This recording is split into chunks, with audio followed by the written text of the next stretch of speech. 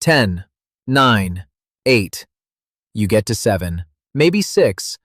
Then the ceiling is a different ceiling, your mouth is dry, and someone is saying your name from very far away. It feels like you blinked, but 4 hours are gone. Not blurry, not forgotten, gone. And here is the part almost nobody tells you. You did not fall asleep in that room. What happened to your mind was not sleep, not a coma, not death, and not anything your ancestors would have recognized. It is something humans only learned to do 180 years ago. And even now, the doctors who do it tens of millions of times a year cannot fully tell you how it works.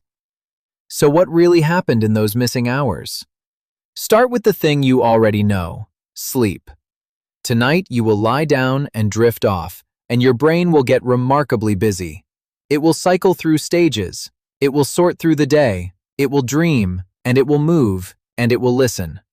Because through all of it, one door stays unlocked. Say your name loudly enough and you surface. Touch your shoulder and you come back. Sleep is a room with the door left open. Anesthesia locks the door. Under general anesthesia, you cannot be woken. Not by noise, not by shaking, not by a surgeon opening your abdomen. Emory Brown, an anesthesiologist and neuroscientist at MIT and Harvard Medical School, has spent years arguing that we should stop calling it sleep at all.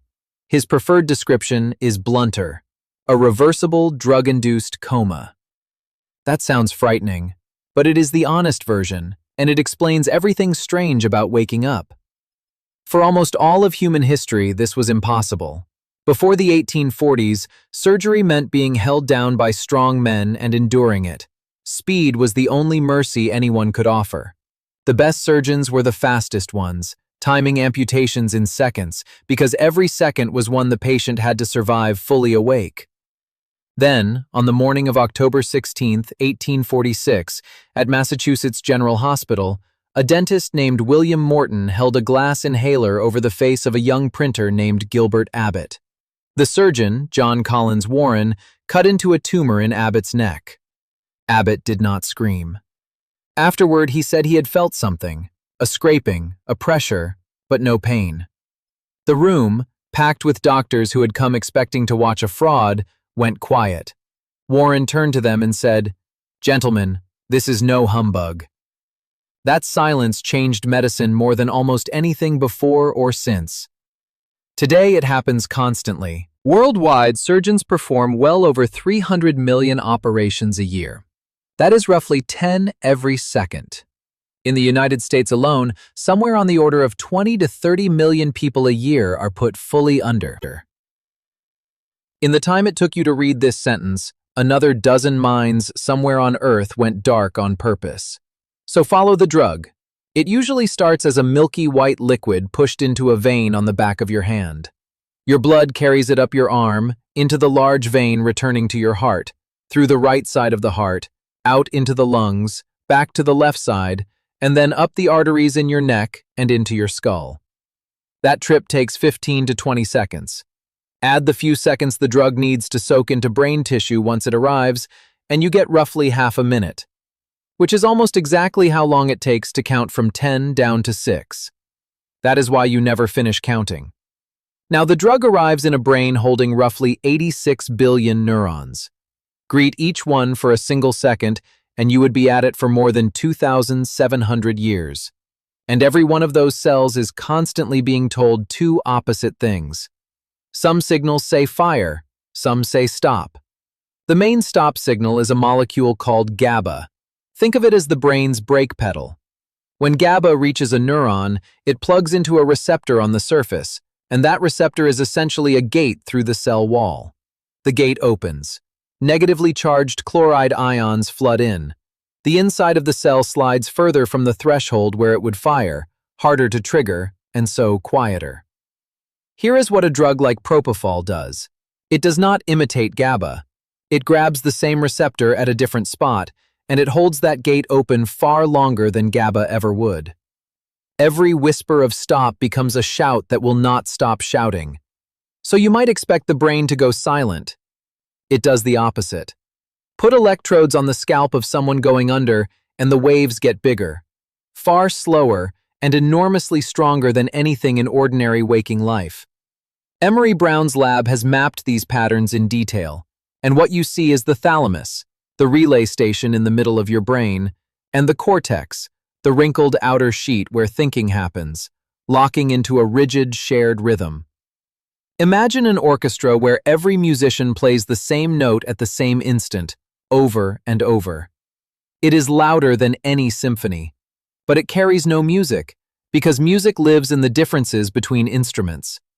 Force every region of your brain onto the same beat, and none of them can say anything the others are not already saying. Can you actually measure that? Yes, and the experiment is beautiful. Marcello Massimini and Giulio Tononi developed a method nicknamed Zap and Zip. They fire a brief magnetic pulse into the skull, harmlessly nudging a patch of cortex, and then watch what the rest of the brain does with that nudge. In an awake person, the pulse spreads. It bounces across regions, comes back, echoes in a complicated pattern that lasts hundreds of milliseconds. The brain answers. In an anesthetized person, the same pulse lands like a stone dropped into sand. A dull, local thud. Nothing travels. Nothing answers. So consciousness, measured this way, does not behave like a light that is on or off. It behaves like a conversation. And anesthesia does not remove the participants. It stops them from talking. Now the mystery. There is a gas called xenon. It sits in the far right column of the periodic table with the noble gases, the elements famous for refusing to react. Xenon forms no ordinary chemical bonds with your tissue. It does not burn. It barely participates in chemistry at all. Xenon is also a genuine general anesthetic. Breathe enough of it, and you go under. An element that will not react with the world can still delete your experience of it. The first clue to that paradox is more than a century old. Around 1900, Hans Horstmeyer and Charles Overton independently noticed something bizarre. Take a pile of anesthetic substances with almost nothing chemically in common and measure how well each one dissolves in olive oil. The better it dissolves in oil, the more powerfully it knocks you out. That relationship held across a startling range of molecules, xenon included. So for decades, the assumption was that anesthetics simply melt into the fatty membranes wrapping every cell. Then the exceptions arrived. Keep lengthening a chain of alcohol molecules, and past a certain point, the anesthetic effect vanishes, even though the oil solubility keeps climbing. Stranger still, take two mirror image versions of the same anesthetic, identical in fat, identical in weight, and one is clearly more potent than the other. Fat cannot tell left from right. Proteins can. So the modern view points at specific proteins sitting inside those membranes. Receptors like the GABA gate, glutamate receptors, certain potassium channels. Xenon, for instance, appears to work mainly by blocking a glutamate receptor rather than by boosting GABA. But be honest about the state of the science here. There is still no single agreed theory of how these drugs produce unconsciousness. It is one of the genuinely open questions in medicine, and researchers actively disagree. It gets stranger. In 2018, a team including the plant cell biologist František Beluska exposed plants to ether. A Venus flytrap stopped snapping shut. A sensitive mimosa stopped folding its leaves when touched. Remove the ether, and both recovered. Plants have no neurons, no brain, no thalamus to silence. That work is early and contested, and it certainly does not mean plants are conscious. But it hints that whatever these molecules interrupt may be older and more basic than nervous systems. Something about how living cells signal at all. There is one more misconception worth killing. Anesthesia is not one thing. It is at least 4 jobs happening at once. Unconsciousness. Amnesia, so nothing is recorded. Blocking pain signals. And immobility, so your body stays still. In the 1990s, Joseph Antognini and Kathy Schwartz built an ingenious setup in goats. They separated the circulation so the anesthetic could be delivered mainly to the brain while largely sparing the rest of the body. If immobility came from the mind, that should have been more than enough. It was not. The dose needed to stop the animals moving went up more than twofold. Immobility, it turns out, is produced mostly down in the spinal cord, not up in the mind at all. So the person standing at the head of your bed is not flipping a switch. They are holding down 4 separate switches at once, in different parts of your nervous system, adjusting all of them continuously for hours, while your blood pressure, your breathing, and your temperature all try to wander off. Does it ever fail? Occasionally. A large audit across the United Kingdom and Ireland, led by Jaideep Pandit, gathered every case in which a patient came forward on their own to report being aware during general anesthesia. The rate was roughly 1 in 19,000. But that is only the people who spoke up. When researchers go looking instead, interviewing patients afterward with a fixed set of questions, the figure rises to somewhere around 1 or 2 in 1,000. Most of those episodes are brief fragments, and most involve no pain at all. Still, the honest version is that the rare number is the reported one, not the real one. Meanwhile, for a healthy adult, the risk of dying from the anesthetic itself now sits somewhere near 1 in 100,000. That is roughly the risk you absorb from a single month of ordinary road traffic, without ever thinking about it once. But go back to those 4 missing hours, because the detail people find hardest to shake afterward is not the surgery. Sleep leaves a trace. Some faint part of you keeps track of the night, and you wake with a rough sense that time has passed. General anesthesia leaves nothing to trace.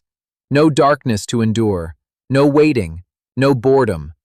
Because the thing that does the experiencing was not running. That is why so many people come out of surgery quietly rattled. For 4 hours they were not there, and it did not feel like anything. Which brings this back to you, right now, doing something so ordinary you have never once questioned it. You are being you. It feels like a solid possession, something you carry around, something that would still be there if the lights went out. Nothing in the science supports that. What you are experiencing at this moment is a process, an ongoing negotiation among 86 billion cells that stay deliberately, chaotically out of step with one another, so that they always have something new to say. Force them into agreement and you stop. Let them argue again and you return, mid-sentence, with a dry mouth and an unfamiliar ceiling. About 1/10 of a gram of the right molecule is enough to do it, less than the weight of a paperclip. So the next time you are lying on a hospital trolley, watching the lights slide past, and a calm voice asks you to start counting backward, understand what you are really doing. 10, 9, 8. You are not falling asleep. You are watching the most complicated object in the known universe be carefully, deliberately paused.